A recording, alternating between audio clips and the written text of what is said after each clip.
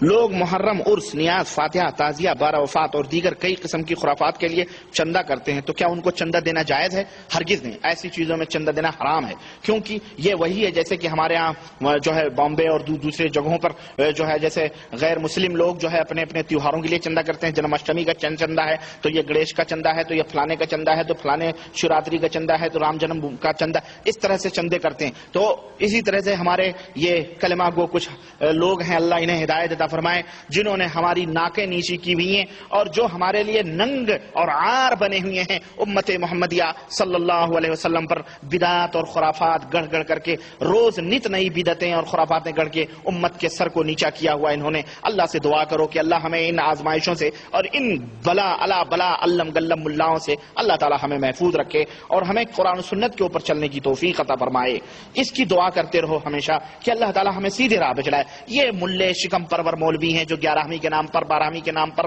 فلانے عرس کے نام پر، فلانے نیاز کے نام پر، ابے بے غیرت بڑا فاتحہ کرانے آیا،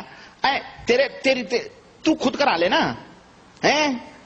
تو اللہ کے رسول صلی اللہ علیہ وسلم نے تو فرمایا ہے کہ واتقوا النار ولو بشق تمرہ، کہ اے لوگو جہنم سے بچو بھلے کھجور کا ایک چھلکا ہی صحیح۔ اگر تو جہنم سے بچنا چاہتا ہے تو اللہ کی راہ میں صدقہ کر، بھلے ایک حصہ ہی صحیح، ایک ٹکڑا ہی صحیح کھجور کا۔ جب تیرے پاس اتنی بساط نہیں ہے تو پھر چندہ کر کے تو بزرگوں کے نام کے نیاز اور فاتح بنوائے گا؟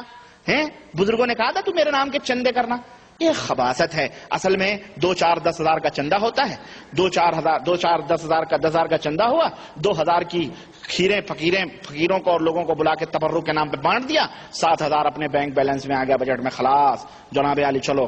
ہمارے ایک دوست ہیں، اللہ انہیں ہوتا بنی تمیم میں میں گیا تھا، اشتیاق بھائی نام ہے ان کا، تو وہ ابھی الحمدللہ جب وہاں گیا تو وہ پہلے وہ کہتے تھے ہم خاندانی دیوبندی،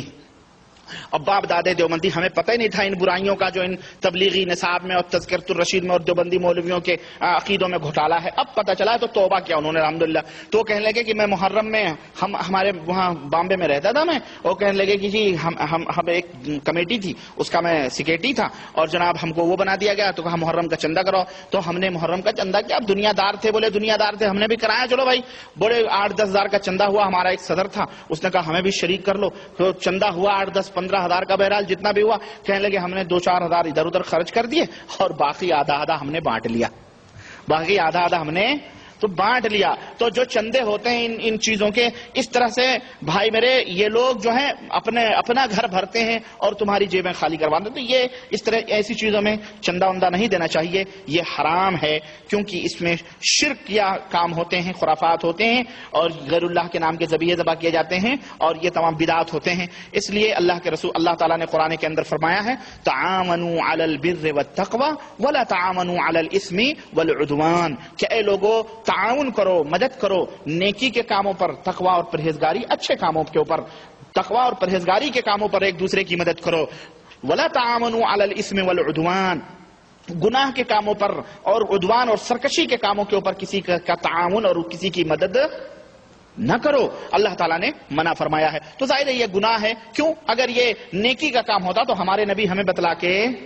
جاتے کہ 12 وفات منانا، ہماری نیاز دلانا، فلانے بزرگوں کے فاتح کروانا، ہمارے قبر کے اوپر عرس لگوانا۔ اللہ کے نبی تو کہتے ہیں لا تجعلوا قبری عیدن، میری قبر کو عید نہ بنانا، میلہ ٹھیلا نہ بنانا، اور یہ بزرگان دین کی قبروں پہ عید و میلہ بنوا رہے ہیں، استغفر اللہ۔ تو یہ اسم ہے، یہ عدوان ہے، یہ سرکشی ہے، اللہ اور اس کے رسول کے قانون سے بغاوت ہے، اس لیے اس کے اندر مدد کرنے سے اللہ تعالیٰ نے منع فرمایا ہے۔ سوال، سورہ